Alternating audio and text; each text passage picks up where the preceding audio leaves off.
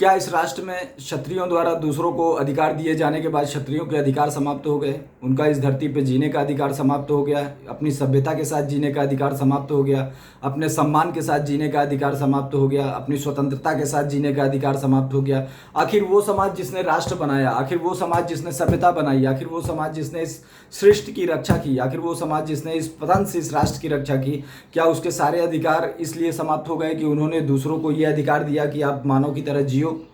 दुनिया के सभी देशों में, आप दुनिया के किसी भी देश में जाएंगे, आत्मा सिर्फ राजा में होती है, बाकी सब गुलाम होते हैं। एक क्षत्रिय शासन, एक क्षत्रियों का ही समाज ऐसा रहा है जिसके समाज के अंदर परमेश्वर कण कण में विराजता है। वो ऐसा नहीं कि किसी पंडित ने बोल दिया, ऐसा कुछ नहीं है। सब उन्हीं के द्वारा रखे गए एम्प्लाई रहे हैं हमेशा। किसी को बुरा लगे, भरा लगे, कुछ भी लगे, पर अब ये जरूरी है कि हम सत्य पे बात करें। अब ये जरूरी है कि हम सत्य के मार्ग पर ही जाएं। जो भी बुराइयां हैं, जो भी घुसपैठिए हैं, जो इस देश के अंदर आए, चाहे वो कहीं से आए हों, चाहे वो खाड़ी पार करके आए हों, चाहे वो नदी पार करके आए हों, चाहे वो पहाड़ी पार करके आए हों, चाहे वो जंगल पार करके आए हों, ये जरूरी है कि उनको फिल्टर कर दिया जाए।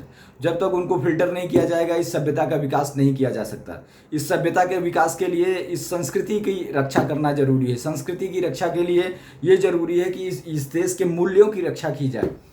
और सबसे पहले गलत राइटिंग करने वाले के खिलाफ अध्यादेश लाना बहुत ज़्यादा जरूरी है। गलत प्रचार प्रसार करने वाले के खिलाफ कुछ ना कुछ प्रोग्राम करना बहुत ज़रूरी है।